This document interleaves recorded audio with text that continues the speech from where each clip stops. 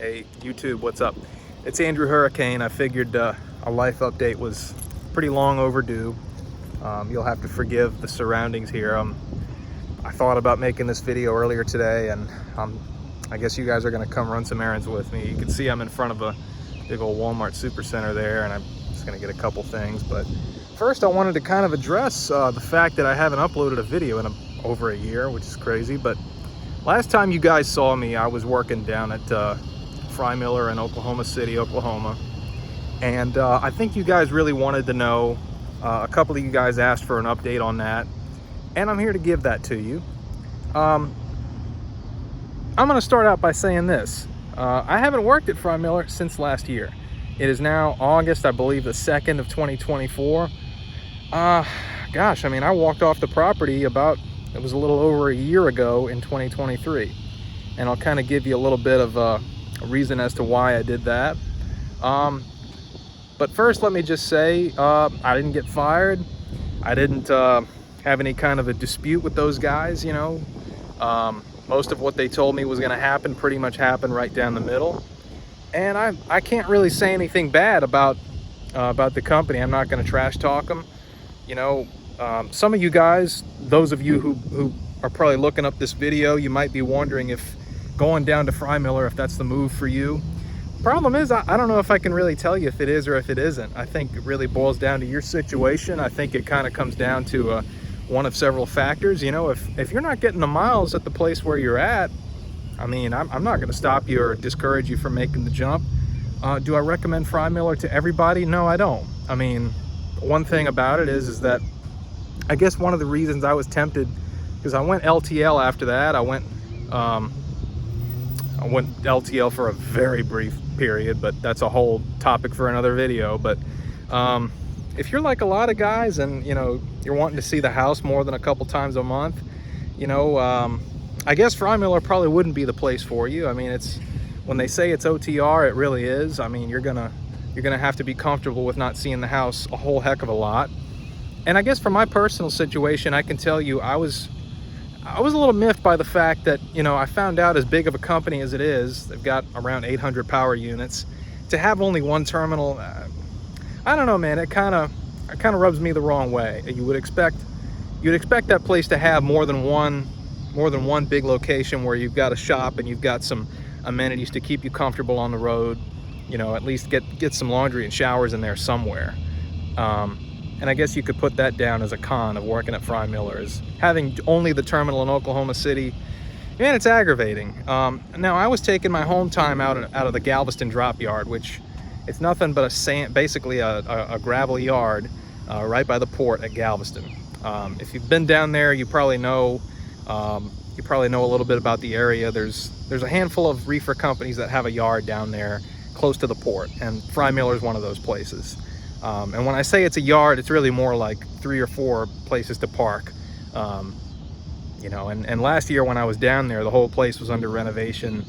So it was really hard to find the Freymiller parking spaces to begin with. But, you know, for me personally, I can't say that they never missed my home time. I never had to sit there and send them a gajillion reminders, hey, it's time for me to start heading toward the house. I mean, they will stay on top of your home time, and that's a plus. I think the pay, you know, 50 CPM, you know, I knew about that going in, and I mean, did it bother me? Not really. I mean, maybe that makes me a schmuck. I don't know. It depends, again, on your situation.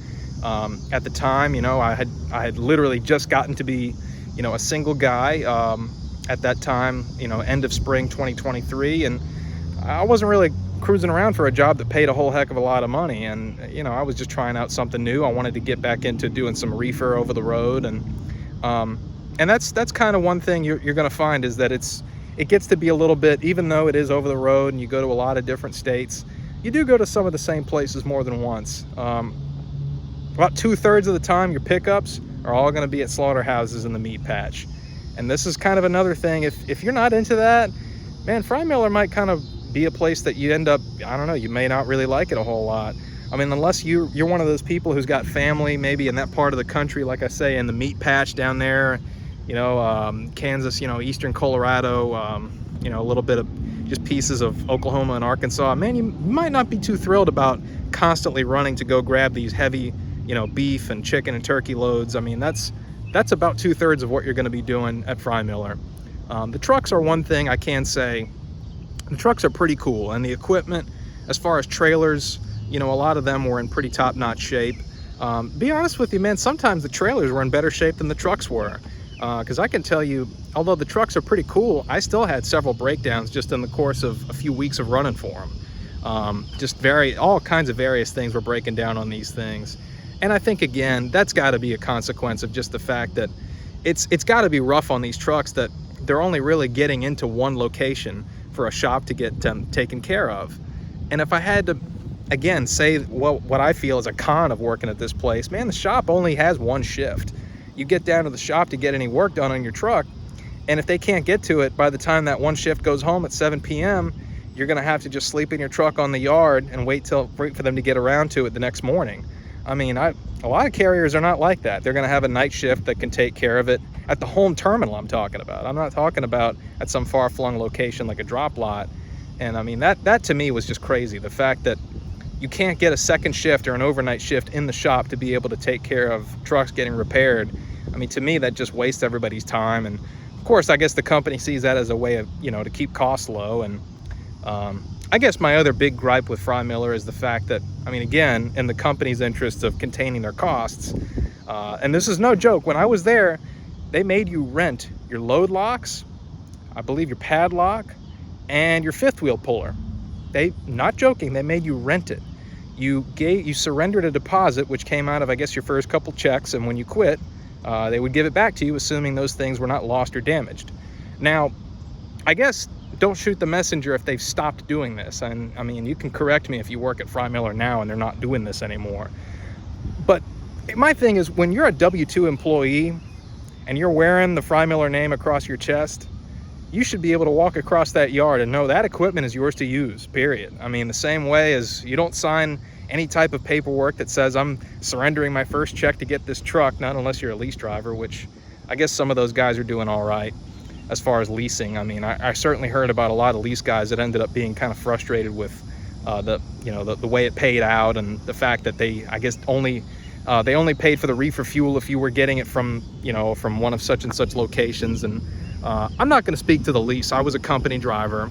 If you wanted to go lease purchase, again, I'm probably not the guy to talk to.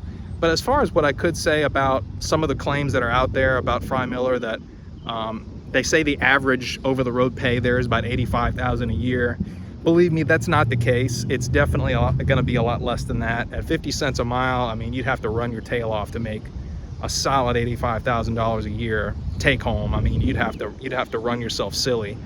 And I think just with running reefer loads where, you're getting like 4 washouts a week, sitting in line at the Streak and Beak, those things are probably not very likely to happen, where you're getting solid 3,000 mile a week here, 3,000 mile a week there.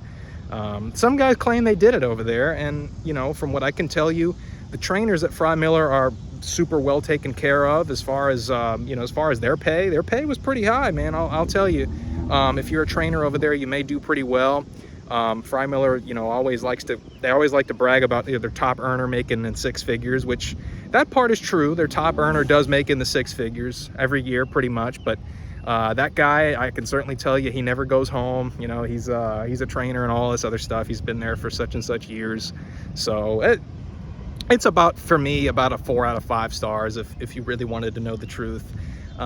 As far as what came after that for me, man, I kind of didn't want to tell a lot of people about this, because when I went LTL, trust me, it did not last long. I mean, and it was really for things outside of my control.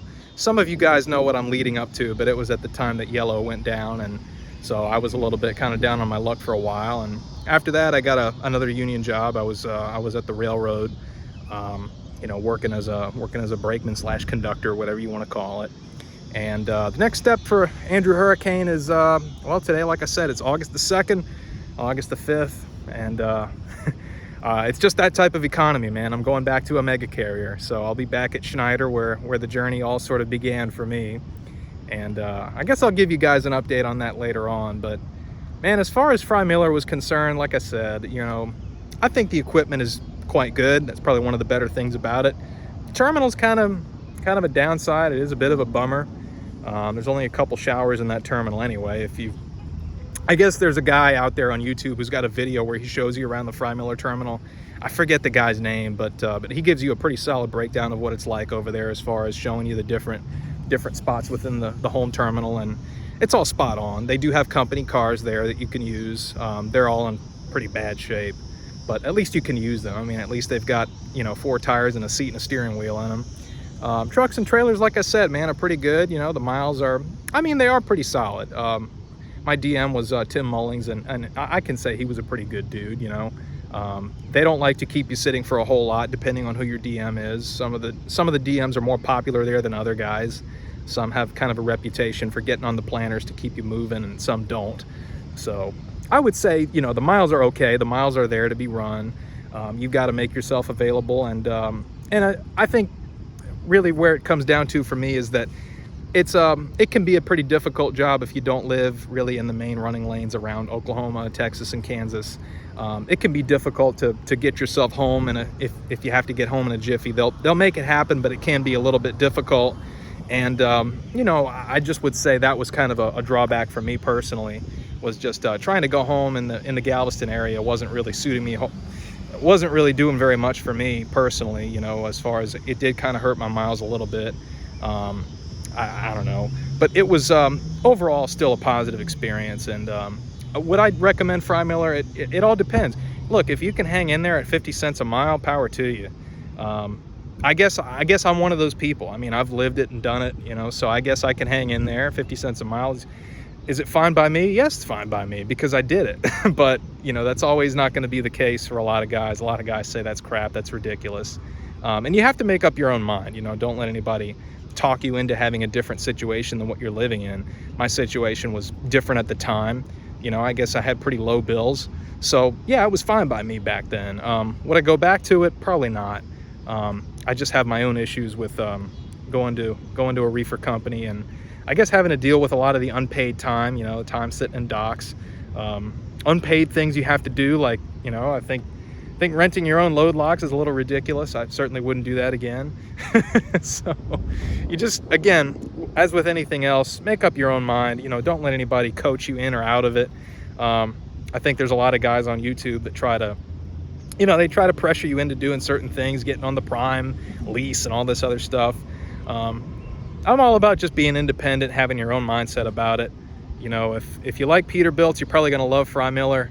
Did I love Freymiller? I guess I didn't love it. I liked it. You will get to meet David Freymiller when you're down there at orientation. When I say meet him, he comes, gives about a 10-minute speech, and then he's pretty much gone. But open door policy's there. You can go talk to him. I don't know what that's going to do for you, but I guess you could, if you said, hey, I don't like this about the company, I guess he'll say, all right, we'll deal with it. But no, it's an all right place to work. It's not, Freymiller's not doing anything that's going to change the world, set the world on fire. But look, if it's going to work out for you, and if you live somewhere near Oklahoma City, I'd say you can't go wrong at least giving them a call.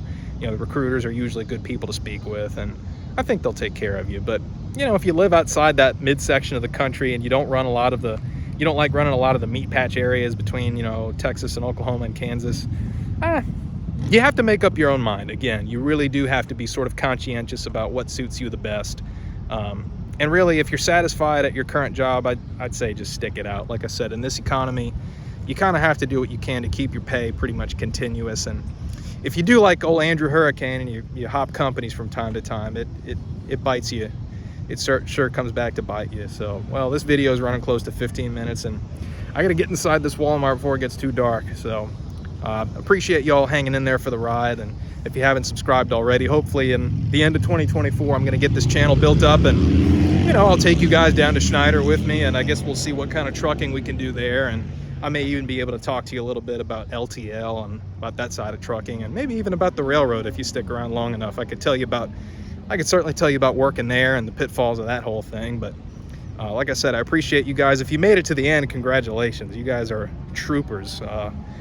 If you've made it to the end of a 15-minute video about me talking about trucking, you may have to get a life. I don't know about that. But anyway, you guys hang in there, stay safe, and I'll catch you on the next one.